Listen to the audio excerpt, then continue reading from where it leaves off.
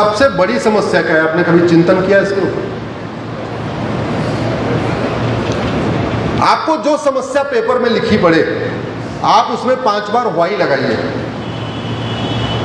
इसको कहते हैं 5W एनालिसिस। जापानी इसको बहुत करते हैं, हर समस्या में 5 बार वाई लगाते हैं।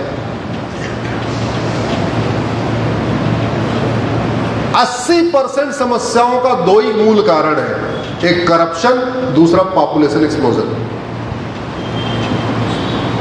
आज की डेट में जो सबसे बड़ी समस्या हो रखी है वो पॉपुलेशन एक्सप्लोजन हो रखी है। जमीन हमारे पास दुनिया की 2% है, मात्र 2%।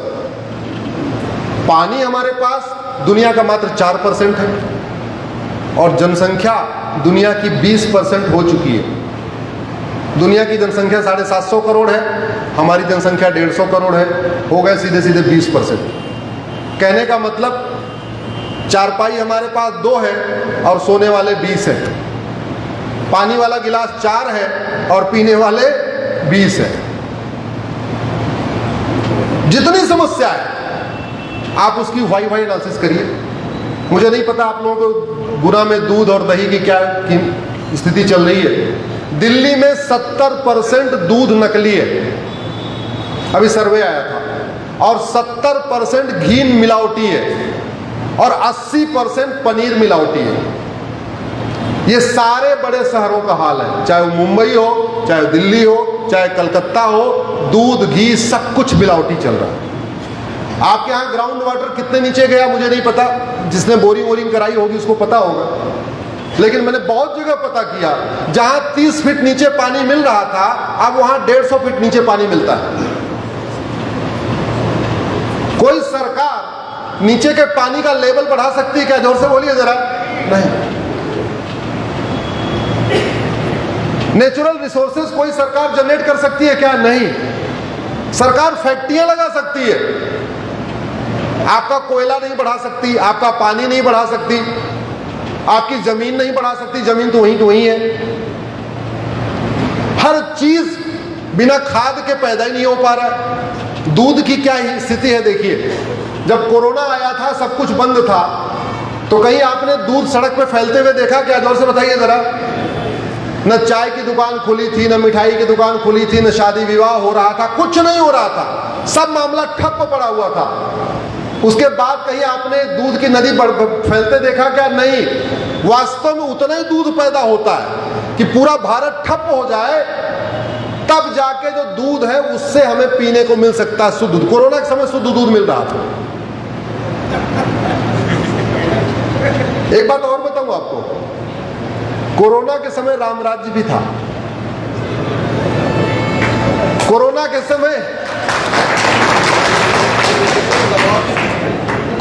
समय चोरी हो रही थी क्या? जोर से बोलिए। क्योंकि चोर के मन में खौफ था, चोरी करने जाऊंगा, क्या पता जिसके यहाँ चोरी करूं इसको कोरोना हो रखा होगा, हमको कोरोना हो जाएगा, मैं मर जाऊंगा। कोरोना के समय झपटमारी हो रही थी क्या? नहीं। मन में खौफ था, मोबाइल छीनूं, क्या पता इसको कोरोना हुआ होगा, मुझे कोरोना हो जाएगा। कोरोना के समय बलात्कार भी नहीं हो रहा था, क्योंकि दिमाग कितना ही दूषित हो, लेकिन मन में यह खौफ था, किसी बेटी को हाथ लगाऊंगा, क्या पता इसको कोरोना हो रखा हो, मुझको कोरोना हो जाए, मैं मर जाऊंगा। चाहे वो चोर हो, चाहे डकैत हो, चाहे आतंकवादी हो, चाहे अलगाववादी हो, चाहे माओवादी हो, चाहे नक्सली हो, चाहे जिहादी हो, चाहे बलात्कारी हो, सबको अपनी जान प्यारी होती है।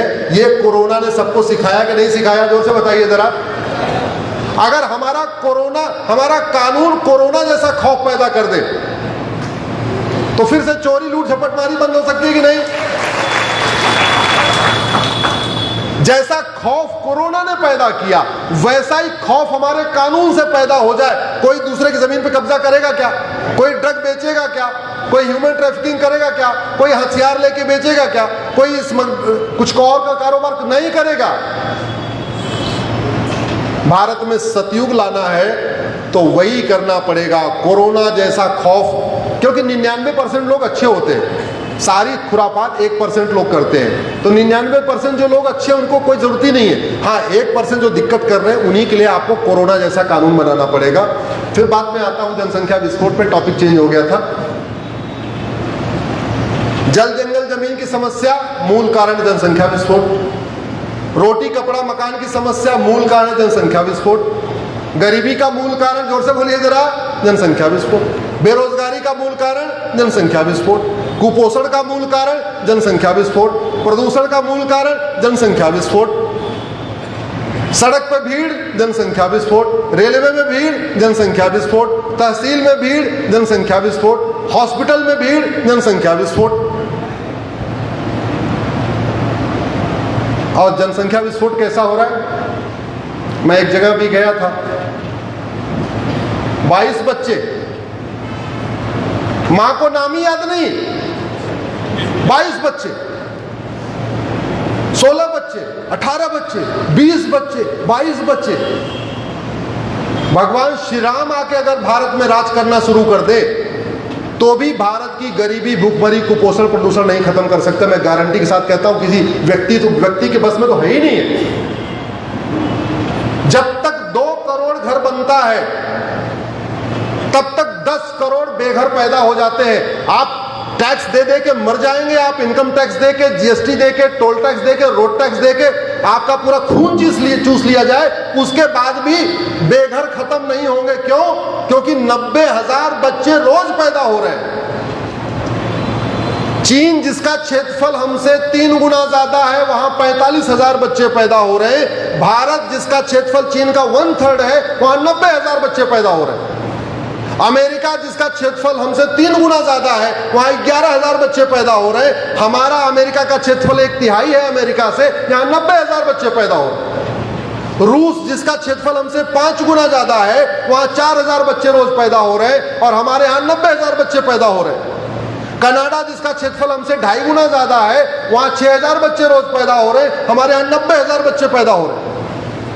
ऑस्ट्रेलिया जिसका क्षेत्रफल हमसे 2.5 गुना ज्यादा है, वहां 1,000 बच्चे रोज पैदा हो रहे हैं, हमारे यहां 90,000 बच्चे रोज पैदा हो रहे हैं। कोई आ जाए, मैं कह रहा हूं भगवान श्री राम आके अगर यहां पे राज करना शुरू कर दे तो भी वो गरीबी, भूखमरी, कुपोषण, प्रदूषण नहीं ठीक कर सकते, सबको मकान नहीं दे सकते, क्योंकि जब तक 2 करोड़ घर मिलता है 10 करोड़ बेघर पैदा हो जाते हैं। 5 साल में कोई भी सरकार मैक्सिमम 2 करोड़ घर बनाती है और 90,000 पर डे के हिसाब से 5 साल में 17 करोड़ बच्चे पैदा हो गए। उस 17 करोड़ में बहुत कम है जो गरीबी रेखा के ऊपर है, ज्यादातर कितने हैं गरीबी रेखा के नीचे वाले। जब भारत की जनसंख्या 40 करोड़ थी तो 4 करोड़ लोगों को मुफ्त में राशन देना पड़ रहा था, यानी 10% लोगों को। आज भारत की जनसंख्या 150 करोड़ है, 83 करोड़ लोगों को राशन में देना पड़ रहा है, यानी 65% लोगों को मुफ्त में राशन देना पड़ रहा है। आप बताओ गरीबी बढ़ रही कि घट रही? जोर से बताइए जरा। ये तो आंकड़े हैं, फैक्ट है, कड़वी सच्चाई है। सरकार जब तक 2 करोड़ लोगों को रोजगार दे पाती है, 10 करोड़ बेरोजगार बढ़ जाते हैं। इसलिए सरकार किसी की हो, बेरोजगारी खत्म नहीं हो सकती। समाधान यही है, हम दो, हमारे दो, सबके दो। जोर से बोलिए, हम दो, हमारे दो, ज्यादा से ज्यादा 3, लेकिन 3 से ज्यादा ठीक नहीं है और किसी को समझा के आप इसको ठीक नहीं कर सकते। अगर हमने चीन के साथ कानून बनाया होता, जब चीन ने अपना जनसंख्या नियंत्रण कानून बनाया था, तो भारत की जनसंख्या 90 करोड़ होती। आज हम 150 करोड़ हो गए, 60 करोड़ फालतू पैदा हो गए भारत में। हाँ, 60 करोड़ फालतू पैदा हो गए, 90 करोड़ होते हैं।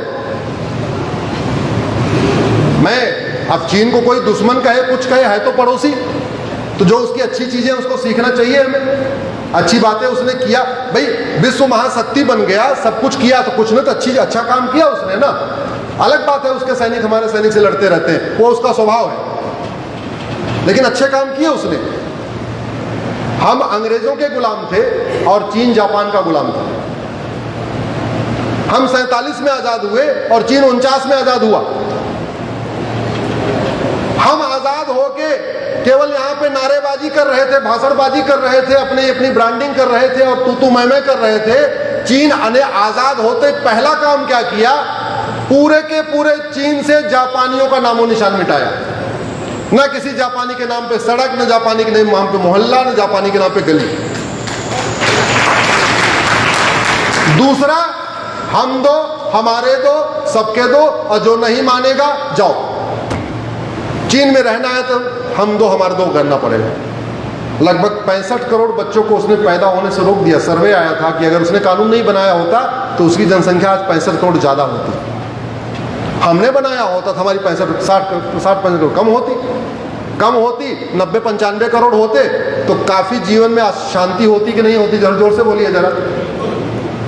पहले हम लोग दिल्ली में ना कहते थे एमपी वाला गेहूं, बड़ा फेमस था। ये हुआ भाई पंजाब वाला गेहूं बहुत यूरिया पड़ रही है, बहुत कैंसर पैदा हो रहा है, अब पंजाब वाला गेहूं नहीं खाएंगे तो 3-4 रुपए महंगा दे के हम लोग एमपी का गेहूं खाते थे। बाद में पता चला जितनी खाद पंजाब वाले डाल रहे हैं उतनी खाद एमपी वाले भी डाल रहे हैं। हम लोग गलतफहमी में एमपी वाला गेहूं खरीद रहे हैं कि ये तो नेचुरल है, ये तो प्राकृतिक है, ये बिना खाद वाली है। पता चला खाद में पंजाब और एमपी का टक्कर चल रहा है। और जानते हैं कैंसर की बीमारी का मूल कारण वही है। ये बिना खाद के जो कुछ पैदा नहीं हो पा रहा, जो खाद जा रही है हमारे पेट शरीर में, चावल के माध्यम से, दाल के माध्यम से, गेहूं के माध्यम से, सब्जी के माध्यम से, जो पेस्टिसाइड जा रही है भिंडी के माध्यम से, करेला के माध्यम से, आधी बीमारियों की मूल कारण वही है।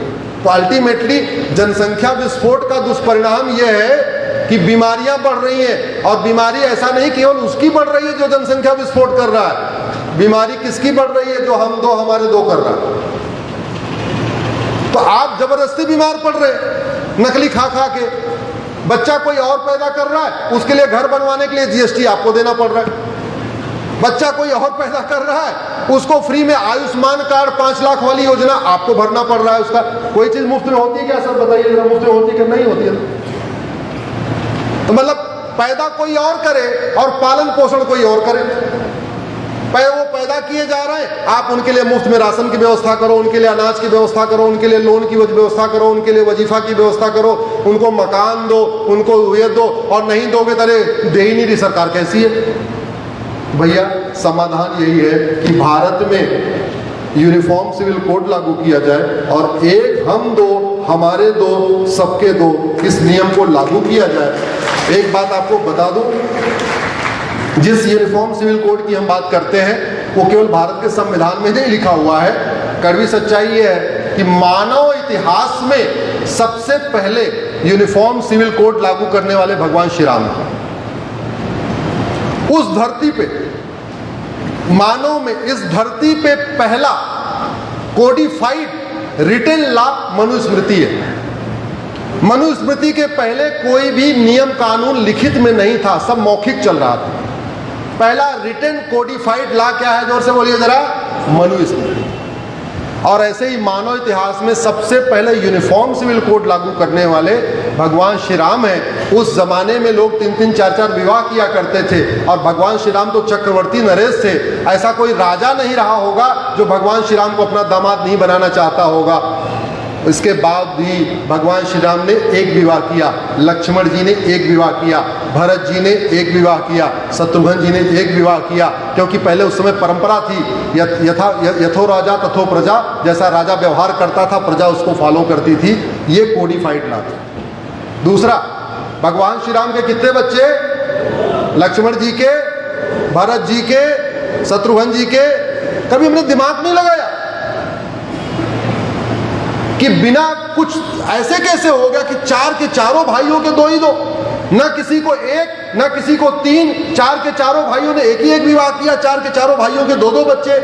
मानव इतिहास में सबसे पहले भगवान तुलसीदास जी लिखते हैं, द्विसुत सीता सुंदर जाए, लवकुश वेद पुराणन गाए। इसका वर्णन भी है रामचरितमानस में, वाल्मीकि जी ने भी लिखा हुआ है। मानव इतिहास में सबसे पहले यूनिफॉर्म एजुकेशन सिस्टम राजा रघु ने लागू किया था, जो भगवान श्री राम के परदादा थे। और मानव इतिहास में सबसे पहले यूनिफॉर्म सिविल कोड भगवान श्री राम ने लागू किया था। हम दो हमारे दो का कानून भगवान श्री राम ने लागू किया था। भारत का संविधान भी कहता है कि भारत में जनसंख्या नियंत्रण कानून बनाओ।